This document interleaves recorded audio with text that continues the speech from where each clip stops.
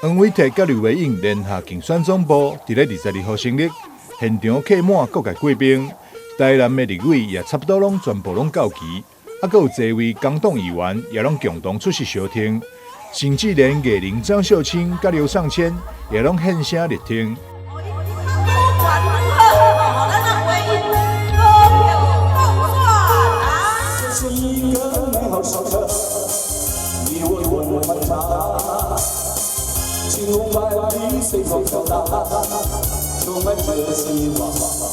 立委林俊宪表示，刘维英为读册担任助理，进入到市府，一直到成为议员，赖副总统拢一路扶持跳槽维英，也因此相当关心维英的选情，特别早来赖副总统的贺电，祝福维英会当旗开得胜，高票连任。维英细汉吼，就拢安尼爱刻苦耐劳，伫读册过程，伊拢爱去工作去打工。伊安尼来熟悉到赖清德，赖清德做一个真少人知影的代志，就是伊发觉讲，这个少年囡仔袂歹，所以当时的赖清德就逐个月提拨奖学金给维英，所以维英是领赖清德奖学金，安尼读册一路读到毕业的。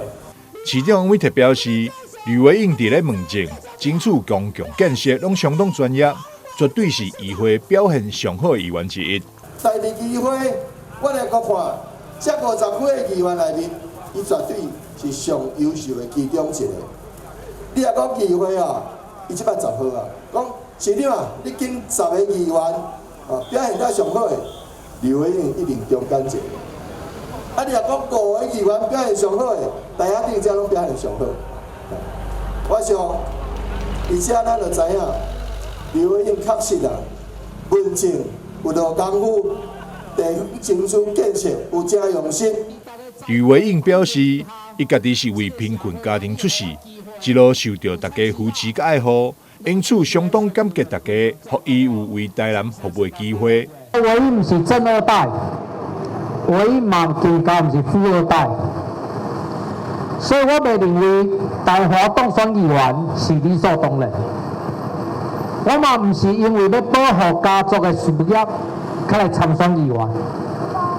大家甲服务建设工作交托予我，所以我8冬来认真打拼。伫过去这4冬，社会公民团体开始对议员做评价，我每一冬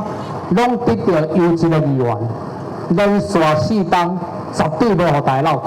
4度荣获议会评鉴优质议员，刘维英以高品质问政，争取众多民殊建设，所以伊特别恳请大家。南区安平区市员票投10号刘维英，市长投5号王伟特，互两人拢会当双双高票当选，继续为台南拼建设谋福利。台南新闻张硕维采访报道。